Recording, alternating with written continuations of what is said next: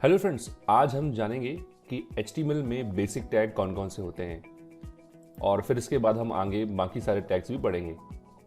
तो सबसे पहले बेसिक टैग में हम लोग HTML यूज़ करते हैं और मैं चाहूँगा कि मैं जिस तरीके से लिख रहा हूँ कोड को, आप वो भी ध्यान रखें कि जब भी हम कोई टैग ओपन करते हैं और अगर वो टैग पेयर्ड है तो उसको आप वहीं पे क्लोज भी करेंगे। उसके बाद हेड आएगा, हेड को क्लोज करेंगे और उसके बाद हेड के अंदर हम लिखेंगे टाइटल। टाइटल में आप कुछ भी लिख सकते हैं। जो टाइटल में आप लिखोगे वो टाइटल बार में आपको डिस्प्ले होगा और बॉडी में जैसे मैंने लिख दिया यहाँ पे कुछ भी, this is our web page. ठीक है, इसको सेव करेंगे हम लोग और इसको सेव करने के लिए इसको सपोज मैं अभी फिलहाल डॉक्यूमेंट्स में सेव कर देता हूँ मैं अपने, और मैंने इसका नाम रख दिया माय फर्स्ट वेब पेज। और यहाँ ध्यान रखना है हमें कि हम .html लगाएंगे। .html लगाने के बाद यहाँ पे हम ऑल फाइल सेलेक्ट कर लेंगे या हम यहाँ से HTML भी ले सकते हैं। एक चीज़ मैं बता दूँ आपको कि मैं यहाँ पे Notepad++ यूज़ कर रहा हूँ, तो आप चाहें तो नोटपैड में भी इसको बना सकते हैं। ये सेव करने के बाद इसको मैं ओपन करना चाहता हूँ तो मैंने यहाँ पे ब्राउज़र ओपन करके रखा है। आप कोई सा भी ब्राउज़र यूज़ कर सकते हो और यहाँ मैंने Ctrl+O प्रेस किया और यहाँ से डॉक्यूमेंट्स में जाके मेरा जो पेज था माय फर्स्ट वेब पेज, उसको मैं यहाँ से ओपन कर लेता हूँ।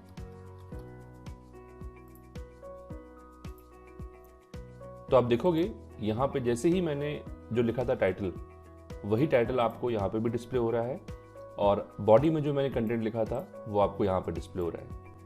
तो इस तरीके से बेसिक टैग लगाते हैं।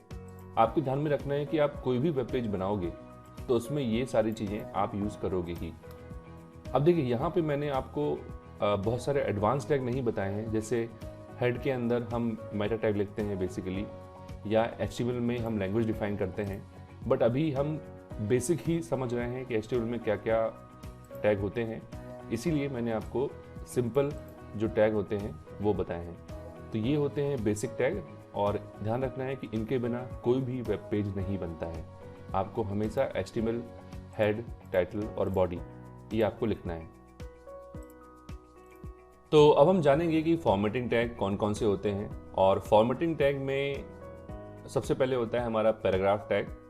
और वो बताने के पहले मैं आपको एक बात बता दूं कि फॉर्मेटिंग का मतलब क्या होता है। तो फॉर्मेटिंग का मतलब जैसे आप MS वर्ड में कोई फाइल बनाते हो और उस फाइल में जो टेक्स्ट है, जो कंटेंट है, उसको आप अपने हिसाब से चेंज करते हो, उसकी स्टाइल चेंज करते हो। फॉर एग्जांपल आप उसको बोल्ड करते हो, इटैलिक करते हो, अंडरलाइन करते हो, ऐसे ही आप अलाइन करते हो, कलर चेंज करते हो। तो ये सारी चीज़ें फॉर्मेटिंग के अंतर्गत आती हैं। तो HTML में भी हमारे पास इन सभी चीज़ों को करने के लिए कई सारे टैग्स होते हैं और वो हम अभी यहाँ पे एक एक करके देखेंगे। लगभग 9 से 10 टैग हम यहाँ पढ़ेंगे। तो सबसे पहला टैग हम जो पढ़ेंगे वो है हेडिंग टैग। जब भी हम कोई वेब पेज बनाते हैं, हम कोई उसमें पैराग्राफ लिखते हैं, तो उस पैराग्राफ के ऊपर हम उसकी हेडिंग लिखते हैं, या हमारा जो वेब पेज है उसकी हम हेडिंग लिखते हैं। तो HTML में हमारे पास टोटल 6 हेडिंग होती हैं, H1 से लेके H6 तक। तो जैसे मैंने यहाँ पे H1 लिखा और जैसे मैं यहाँ पे HTML के बारे में मैंने ये पैराग्राफ लिखा हुआ है, तो यहाँ पे मैंने H1 को बंद कर दिया। एक और बात यहाँ बता दूँ मैं आपको कि ये जो टैग है वो भी पेयर्ड है और H1 मैंने यहाँ लिख के सेव किया इसको। और जब भी हम कुछ चेंज करेंगे हमारे टैग में, वेब पेज में, उसको हमें रिफ्रेश करके देखना पड़ेगा। तो यहाँ पे रिफ्रेश का बटन होता है, या आप F5 प्रेस कर सकते हो कीबोर्ड से, तो आपका जो पेज है वो रिफ्रेश हो जाएगा। तो आपको बार बार पेज को ओपन नहीं करना है, आप यहाँ चेंज करोगे और यहाँ पर रिफ्रेश करोगे। अब जैसे मान लीजिए मैंने यहाँ पे HTML के बारे में लिख दिया है, ठीक है, और इसी में मुझे ये W3C के बारे में लिखा है मैंने, और ये आप पढ़ भी सकते हो। जो मैंने लिखा है वो आपके लिए बहुत काम की चीज़ भी लिखी है मैंने, कि HTML जो है उसका फुल फॉर्म है हाइपर टेक्स्ट मार्कअप लैंग्वेज, और ये स्टैटिक वेब पेज बनाने के लिए यूज़ होती है। और इसके लिए जो स्टैंडर्ड होता है वो W3C बनाती है। तो मैंने इससे बताया अभी आपको कि जो हमारे पास टोटल हेडिंग्स होती है वो 6 होती हैं, ठीक है। तो अब इसमें हमने यहाँ लिखा है H2। अब हम इसको रिफ्रेश करते हैं तो आप देखोगे कि इन दोनों में ये दोनों हेडिंग्स हैं, पर ये हेडिंग 1 है, ये हेडिंग 2 है। तो बेसिकली डिफरेंस क्या होता है, फॉन्ट साइज का। और इस तरीके से हम H6 तक हेडिंग लिख सकते हैं। तो बस मैं आपको एक दिखा देता हूँ कि H5 कैसे दिखती है, जिससे आपको अंदाज़ा हो जाए कि किस तरीके से जो साइज़ है वो चेंज होती रहती है। तो ये बहुत छोटी हो गई। तो हम बेसिकली 2 से 3 या 4 हेडिंग ही यूज़ करते हैं। तो H6 तक हमारे पास टोटल हेडिंग होती है। तो H1 सबसे बड़ी हेडिंग होगी और H6 सबसे छोटी हेडिंग होगी। ठीक है, अगला जो हम टैग देखेंगे वो है पैराग्राफ टैग। हर चीज़ जो भी हम इसमें लिखेंगे वेब पेज में, उसको हम पैराग्राफ के अंदर ही लिखेंगे, है ना। जैसे हम MS वर्ड में कोई फाइल बनाते हैं तो वो उस पैराग्राफ की फॉर्म में होती है। अब आप यहाँ पे देखोगे कि कोई ज़्यादा डिफरेंस नहीं आ रहा है। ठीक है, मैंने यहाँ इसको सेव कर रहा हूँ बार बार Ctrl+S से, और यहाँ रिफ्रेश कर रहा हूँ। आप देखोगे कुछ चेंज नहीं आया। बट अगर आप इसको देखें कि अगर मैं यहाँ पे ये दोनों लाइन मैं अलग से कॉपी पेस्ट करके आपको दिखा रहा हूँ, जस्ट सेव किया हमने, रिफ्रेश किया, तो आप देखोगे ये एक साथ आ रहा है। ठीक है, और आप एक चीज़ और नोटिस कर रहे होंगे कि यहाँ मैंने 4 अलग अलग लाइन में लिखा है, बट यहाँ पे सब एक साथ आ रहा है। ठीक है, तो यहाँ कुछ भी फॉर्मेटिंग करो नोटपैड में, उससे बिल्कुल फ़र्क नहीं पड़ता यहाँ वेब पेज में कैसे दिखेगा। आपको फॉर्मेटिंग करने के लिए हमेशा टैग ही यूज़ करने होंगे। अब अगर मैं यहाँ पे P स्टार्ट करता हूँ और यहाँ पे P क्लोज करता हूँ, ठीक है, और दूसरा P यहाँ स्टार्ट किया और यहाँ पे क्लोज किया, अब आप देखोगे कि यहाँ पे अभी तो एक लाइन में आ रहा था ये इतना, ठीक है, बट मैंने यहाँ पैराग्राफ टैग लगाए हैं। अब मैं रिफ्रेश करता हूँ तो आप देखेंगे, और रिफ्रेश करने के पहले हमें सेव करना है, और जैसे ही मैंने रिफ्रेश किया तो आप देखेंगे कि ये सारे जो पैराग्राफ हैं, ठीक है, ये जो मैंने 2 पैराग्राफ लिखे हैं यहाँ पे, यहाँ से लेके यहाँ तक, तो ये अलग अलग पैराग्राफ के फॉर्म में बन गए। तो इस तरीके से जो P टैग है उसका हम यूज़ करते हैं। तो हम जब भी कोई पैराग्राफ लिखेंगे अपने पेज में, तो उसको हमें पैराग्राफ टैग के अंदर ही लिखना है। ठीक है, अब हम देखते हैं आगे जो टैग होते हैं। तो हमारा हेडिंग टैग हो गया और पैराग्राफ टैग हो गया। अब अगर हमें कोई चीज़ बोल्ड करनी है, फॉर एग्जांपल मैं चाहता हूँ यहाँ पे कि जो हाइपरटेक्स्ट मार्कअप लैंग्वेज है इसको मैं थोड़ा हाईलाइट करना चाहता हूँ, तो यहाँ पे मैंने B टैग यूज़ करेंगे, और B टैग का मतलब होता है हमारा बोल्ड। तो सिंपल है, याद रखना बहुत कि लेटर जो भी हमें करना है उसका फर्स्ट लेटर ही टैग हो जाता है। जैसे बोल्ड का B है, ठीक है। अब इटैलिक करना है, सपोज मैं स्टैटिक को यहाँ पे इटैलिक करना चाहता हूँ, तो हम यहाँ पे I लिखेंगे। तो जिस टेक्स्ट को भी हमें इटैलिक करना है, हम वहाँ पे I लिख के उसको I के अंदर इनक्लोज कर देंगे, तो आप देखोगे जो स्टैटिक है यहाँ पे वो इटैलिक हो गया। ऐसे ही अगर हमें अंडरलाइन करना है, जैसे सपोज मैं यहाँ पे W3C को अंडरलाइन करना चाहता हूँ, तो मैंने यहाँ पे U टैग लिखा,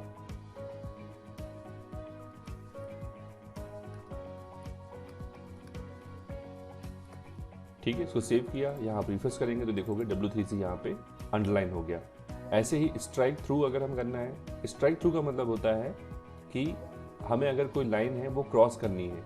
जैसे मान लो अगर हम चाहते हैं कि एक चीज़ दोबारा गलत लिख गई है, तो इसी को मैं यहाँ पे S कर दूंगा, तो ये जो पूरी लाइन है यहाँ पे ये क्रॉस दिख रहा है यहाँ पे। अब आप यहाँ एक चीज़ और दिख रहे होगे कि हम टैग के अंदर ही टैग यूज़ कर सकते हैं, ठीक है। तो जैसे मैंने यहाँ P लिखा है, P के अंदर मैंने B लिख दिया, ठीक है, यहाँ पे मैंने P के अंदर स्ट्राइक थ्रू लिख दिया। तो ऐसे आप टैग को कैसे भी मिक्स कर सकते हो, ठीक है। इसके बाद हम देखते हैं, हमने देखा कि हेडिंग हो गई, पैराग्राफ हो गया, बोल्ड करने के लिए, इटैलिक करने के लिए, अंडरलाइन करने के लिए, और साथ में स्ट्राइक थ्रू करने के लिए। अब हम देखते हैं आगे, जैसे कई बार ऐसा होता है कि हमको H2O लिखना है, ठीक है, या हमें 10th लिखना है। तो अब जैसे देखते हैं, अगर हमें ऊपर कोई भी चीज़ लिखनी होती है, जैसे हम MS वर्ड में बात करें, तो MS वर्ड में हमें सुपरस्क्रिप्ट या सबस्क्रिप्ट करने का हमारा ऑप्शन होता है। हमें इसको भी यहाँ पे ऊपर करना है, तो हम क्या करेंगे, जो TH है उसको हम यहाँ पे टैग लगाएंगे SUP। तो SUP जो टैग होता है उससे हमारा जो टेक्स्ट है वो सुपरस्क्रिप्ट बन जाता है। तो आप देखोगे यहाँ पे 10th में TH ऊपर है। ऐसे ही अगर हम इसको, मैं पहले पैराग्राफ के अंदर कर देता हूँ,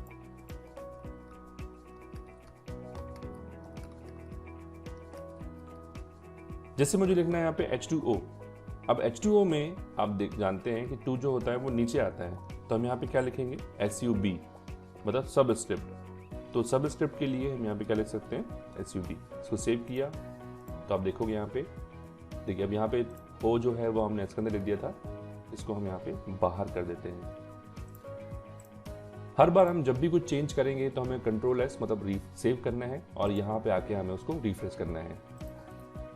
नेक्स्ट टैग जो हमें सीखना है वो हमें सीखना है कि अगर हमें मान लीजिए लाइन ब्रेक करनी है, पैराग्राफ चेंज करना है, तो हमने देख लिया कि P टैग यूज़ करते हैं। जैसे मैं चाहता हूँ कि यहाँ पे ये जो लाइन लिखी है ये नेक्स्ट लाइन पे आए, तो उसके लिए हम क्या करेंगे, यहाँ पे जहाँ पे भी हमें ब्रेक करना है वहाँ पे हम BR टैग का यूज़ कर सकते हैं। अब आप देखोगे कि जो BR टैग है वो इंडिपेंडेंट टैग होता है और W3C के जो स्टैंडर्ड के हिसाब से हम हमेशा सारे टैग्स को बंद करते हैं। तो आप देखोगे कि मैंने इस टैग को यहीं बंद कर दिया है क्योंकि ये इंडिपेंडेंट टैग है। तो बंद करने के लिए क्या करते हैं, हम टैग का नाम लिखते हैं, फिर स्पेस देते हैं और उसके बाद फिर यहाँ पे हम फॉरवर्ड स्लैश से आके इसको बंद करते हैं। तो ये ध्यान रखना है आपको। अब जैसे मैंने इसको सेव किया और यहाँ रिफ्रेश करूँगा तो आप देखोगे कि ये जो पेज है, इस पेज में ये लाइन हमारी नेक्स्ट लाइन पे आ गई। अब हम देखते हैं, जैसे मान लीजिए अगर मुझे W3C के ऊपर एक लाइन खींचनी है, चूंकि मेरा यहाँ पे एक नेक्स्ट पार्ट का शुरू हो रहा है, तो उसके लिए हम यहाँ पे क्या लगाते हैं, हम HR यूज़ करते हैं। तो HR से एक हमारी जो हॉरिजॉन्टल रूलर है वो हमारी खिंच जाती है, लाइन खिंच जाती है। तो उसके लिए हम क्या यूज़ करेंगे, HR। अब हम सीखेंगे कि फॉन्ट टैग कैसे यूज़ करते हैं। तो फॉन्ट टैग थोड़ा सा एडवांस भी होता है, तो मैं यहाँ पे आपको थोड़ा सा चाहूँगा कि आप यहाँ पे ध्यान दें कि जो फॉन्ट है, तो फॉन्ट एक ऐसा टैग है जिसको बिना एट्रीब्यूट्स के नहीं यूज़ करते। और एट्रीब्यूट्स क्या होते हैं, जो भी टैग होता है उस टैग के डिफ़ॉल्ट बिहेवियर को चेंज करने के लिए हम उसमें एट्रीब्यूट्स लिखते हैं। ठीक है, फॉर एग्जांपल जैसे मैं यहाँ चाहता हूँ कि जो हमारी लाइन खींची हमने ये बाय डिफ़ॉल्ट ब्लैक कलर में है। अब इस लाइन को हम चाहते हैं कि कोई दूसरा कलर में आए, सपोज ब्लू आए। ठीक है, तो अभी तो हमने सिंपल HR लिखा था, तो इसका कलर चेंज करने के लिए हम क्या लिखेंगे, यहाँ पे HR कलर इक्वल टू, और जैसे मैंने यहाँ पे कलर का नाम लिख दिया। अब आप देखोगे यहाँ पे जो लाइन है वो रेड हो गई। तो बाय डिफ़ॉल्ट ये ब्लैक थी, बट अगर हम इसका जो डिफ़ॉल्ट बिहेवियर है उसको बदलना चाहते हैं तो हम उस टैग में एट्रीब्यूट का यूज़ कर सकते हैं। ऐसे ही जैसे अगर मान लीजिए कि इस पैराग्राफ को आप सेंटर में करना चाहते हैं तो उसके लिए भी हमारे पास एट्रीब्यूट होता है अलाइन। तो हम यहाँ पे क्या लिखेंगे, P align equal to centre, या लेफ्ट या राइट। तो हमारा जो पैराग्राफ है वो सेंटर में हो जाएगा। तो मैं यहाँ सेव करता हूँ इसको, पेज को, और यहाँ पे रिफ्रेश किया तो आप देखेंगे कि यहाँ पे जो हमारा कंटेंट है वो सेंटर अलाइन हो गया। अब इसके बाद हम देखते हैं जैसे कि फॉन्ट, जो हम जानना चाह रहे थे कि फॉन्ट कैसे यूज होता है। तो आपको समझ में आ गया होगा कि फॉन्ट में हम एट्रीब्यूट लगाने वाले हैं। तो सबसे पहला जो एट्रीब्यूट है वो है, हम देखते हैं कलर। तो अगर हमें मान लीजिए जो भी हमने टेक्स्ट लिखा है उसका कलर हमें चेंज करना है तो हम क्या लगाएंगे, यहाँ पे फॉन्ट में कलर एट्रीब्यूट का यूज़ करेंगे। जो एट्रीब्यूट्स होते हैं वो हमेशा सिंगल कोट या डबल कोट के अंदर लिखते हैं। अब इसको मैं यहाँ पे क्लोज भी करूँगा क्योंकि ये हमारा पेयर्ड टैग है। अब देखिए ध्यान रखिएगा कि आपको जितना कलर ब्लू करना है, जैसे मैं चाहता हूँ कि ये पूरा ब्लू हो जाए इसलिए मैंने ऐसे लिखा है। तो अब देखोगे ये पूरा जो टेक्स्ट है वो ब्लू हो गया। ठीक है, अगर आप सिर्फ ये यहाँ तक ब्लू करना चाहते थे तो आप इस फॉन्ट टैग को यहाँ क्लोज करते। ठीक है, आप देख सकते हैं कि सिर्फ इतना टेक्स्ट ब्लू हुआ है। तो अभी मैं इसको पूरा वापस कर देता हूँ। फॉन्ट में और क्या होता है, आप कलर के साथ चाहें तो इसकी साइज़ भी चेंज कर सकते हैं। तो मैंने सपोज साइज़ की कर दी 4, और जो साइज़ होती है वो 1 से लेके 7 के बीच में हो सकती है। ठीक है, जैसे आप 4 देख रहे हो, इसको मैं 7 करता हूँ। ठीक है, अब इसके बीच 1 से लेके 7 के बीच में आप कोई भी साइज़ यहाँ पे लिख सकते हैं। तो मैं यहाँ 4 लिखता हूँ सपोज। अब हमें चेंज करना है इसका जो है वो फॉन्ट का फेस या फॉन्ट का नाम। तो मैंने लिखा फेस, और जो फेस है वो हम क्या रखना चाहते हैं, जैसे हमने कहा कि बाय डिफ़ॉल्ट ये जो फॉन्ट है वो एरियल टाइम्स न्यू रोमन है, इसको एरियल में हम लिख देते हैं। और रिफ्रेश करोगे आप तो देखोगे कि जो फॉन्ट है वो एरियल हो गया। तो इस तरीके से हम लोग यहाँ पे जो फॉन्ट है वो चेंज कर सकते हैं। ठीक है, एक चीज़ मैं बता दूं आपको कि यहाँ पे ये 3 एट्रीब्यूट मैंने लिखे हैं फॉन्ट के लिए। तो इनमें इनका जो ऑर्डर है वो आप कुछ भी रख सकते हैं, और जो आपको यूज़ करना है आप वो अकेला यूज़ करें। जैसे मैं पहले अगर हमें सिर्फ कलर लिखना है तो हम सिर्फ कलर लिखेंगे। अगर हमको सिर्फ साइज़ अकेली डिफ़ाइन करनी है, कलर या फेस डिफ़ाइन नहीं करना है, तो आप ऐसा भी लिख सकते हैं। ठीक है, तो इन तीन में से कोई भी एट्रीब्यूट यूज़ कर सकते हो आप एक साथ, और चाहो तो तीनों यूज़ कर सकते हो, किसी भी ऑर्डर में कर सकते हो। यहीं पे एक चीज़ और हम देखते हैं, अगर हम चाहते हैं कि जैसे बॉडी का, जैसे जो पूरा हमारा वेब पेज है उसका अगर हम बैकग्राउंड कलर चेंज करना चाहते हैं तो वो भी हम फॉर्मेटिंग टैग हमारे पास उसके लिए है। तो हम बॉडी जो हमने लिखा था उसी में हम एक एट्रीब्यूट होगा हमारा बीजी कलर, और उसके बाद हमने यहाँ पे कलर का नाम लिख दिया। अब अगर हम इसको रिफ्रेश करेंगे सेव करने के बाद, तो आप देखोगे कि यहाँ पे पूरा जो बैकग्राउंड है वो येलो हो गया। तो इस तरीके से हम लोग एट्रीब्यूट्स का यूज़ करके जो डिफ़ॉल्ट बिहेवियर है हमारे पेज का या टैग का, वो हम चेंज कर सकते हैं।